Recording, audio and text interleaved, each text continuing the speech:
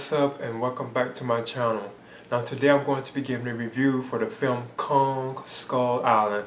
Now this is connected to the 2014 American film Godzilla, which is like a reboot of the Godzilla film franchise, but an American version of it. Now this film Kong Skull Island is actually connected to that previous Godzilla film, because what they're going to be doing in the end is making like a eventual confrontation between Godzilla and King Kong. They're supposed to actually have like an eventual face-off film, which sounds kind of cool, and I'm kind of looking forward to it, because I know after this one they're supposed to have another Godzilla film, which I think is called King of the Monsters, and I think that's scheduled to be released in 2019. Then followed by the Godzilla vs. King Kong. I think that's the title of it. It could be King Kong vs. Godzilla, which will be released in 2020. But anyway, this is my review for the film Kong Skull Island. Now this film is directed by Jordan Roberts, and it is about an expedition team who are in search of an uncharted island, which they believe like something is going on there. Because I think they said like vessels and like ships and stuff and planes, I think, mysteriously vanished in that area, kind of similar to the Bermuda Triangle, where like a lot of vessels have disappeared in that area. So the team of like an expedition team, they are sent to this island known as Skull Island in search of what happened, Now this expedition is sent there by this company known as Monarch. And Monarch is led by John Goodman. He plays William Bill Ronda, and he's the senior official of Monarch. So he's the one who actually puts together this expedition, which consists of like Tom Hiddleston's character, Samuel Jackson character, and so on. And Brie Larson too as well, her character as well too. So all of them are part of this expedition that must go to this uncharted island known as Skull Island. Now the moment they arrive on Skull Island, automatically they see that something is like wrong. They're amazed at what they see when they first arrive there. They see this huge like ape, who of course is King Kong, or Kong, himself. So Kong starts destroying like their helicopters and so on. And it happens kind of quick and fast. And I was kind of surprised at like how fast they reveal Kong, I didn't really expect that they would reveal him.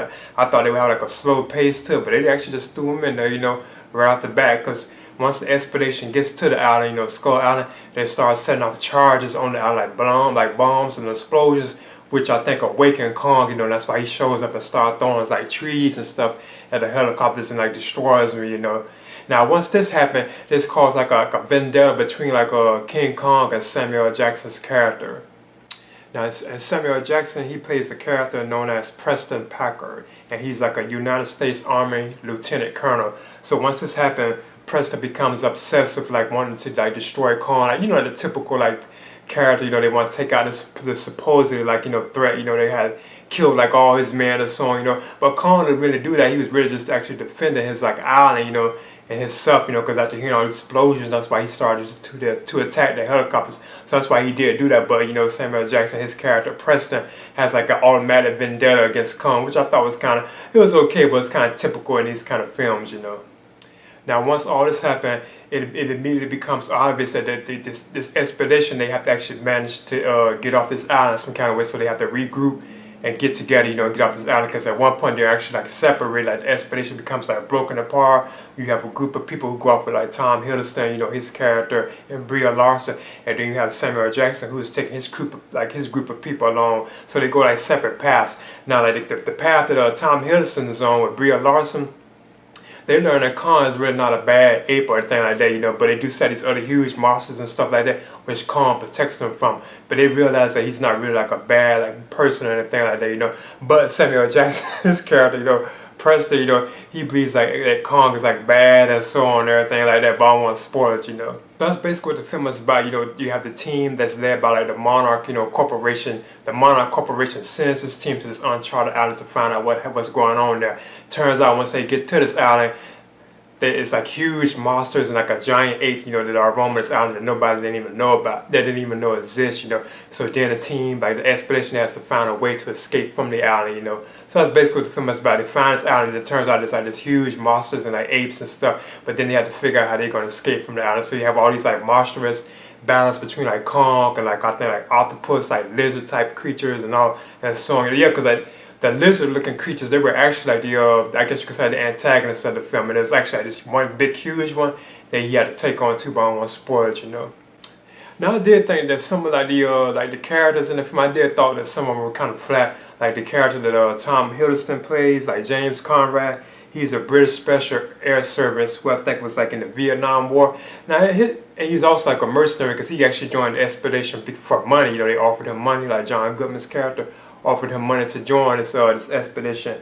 But I still feel like he was kind of out of place. And he had some cool moments, you know, but it still felt like it wasn't really no need for that character to be there, you know. And plus it was kind of odd seeing like Loki and Nick Fury again in the same film, and it's not an Avengers film. So I thought that was kind of odd, you know, but it was cool, though. Then you have Brie Larson as a Mason Weaver, and she's a photojournalist, so she's just along for like to take pictures of like the things that she see and so on, you know. So her character seems like okay. Like it felt like it fit what was going on, you know. She's there to take pictures like these huge, like monstrous, like animals, you know. Plus like the island and stuff. So it did feel like her character was kind of in place, you know. Now to me, the most interesting character of the film was Hank Marlowe, and he's kind of introduced at the very beginning of the film, with like at a very young age, like his plane it crashes on this island. And it's kind of humorous the way it's happened because it has like a comedic feeling to it. But when it jumps to like present day, well not present day because by the way I forgot to mention, I'm sorry, that this film Kong Skull Island takes place in 1973, so it takes place in the early 70s. But and the character of Hank Marlowe, he's played by John C. Reilly, and I thought he actually stole the film. John C. Reilly, his performance as Hank, especially when he's like older, you know, I thought he actually stole the film. But he has like a big connection in the film to like what's going on the island, and I think why the Monarch Corporation was there in the first place, you know, why there was something to see what happened, you know. But then I thought this film was it was entertaining. I enjoyed it, you know, and I'm looking forward to like the next fall, you know, which is Godzilla, the King of the Monsters. I'm looking forward to that, and plus they put out the eventual confrontation between Godzilla and King Kong. So I'm kind of looking forward to this, you know. And there's also like some hidden treats at the very end of the film, not to spoil it, but you actually have to wait till like the credits scroll, you know. They had like a little hidden treat at the end, which kind of hints at like the Godzilla, you know, the eventual face-off, you know. You even hear Godzilla scream, you know, but I'm not going to spoil it, you know.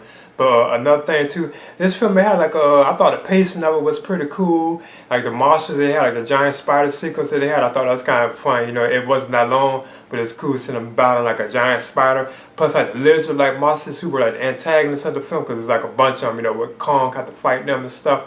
I thought those moments were cool. And Kong himself, he looked cool. You know, I like to have massive he was. Like the visual effects for it, they were awesome. You know, I thought it was cool. You know, there's also a scene where he had to fight like this octopus.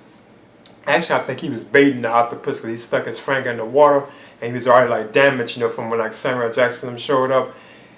And like I think the blood on his hand had lured like the octopus on him. He was fighting. I thought that, and he had to eat it too. He ate the tentacles. I thought that was kind of cool and awesome, you know.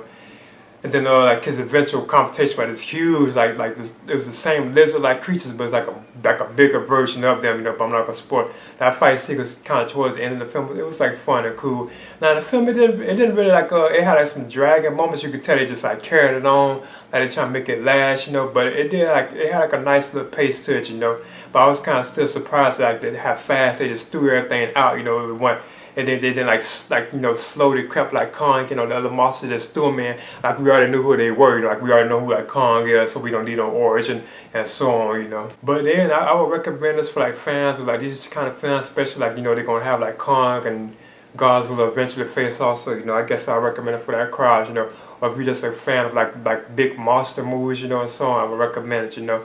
So then I'm giving Kong Skull Island, I'm giving this a B minus. I would recommend it for fans. I mean, fans of this kind of genre, these kind of films, you know. And that's my review. Alright.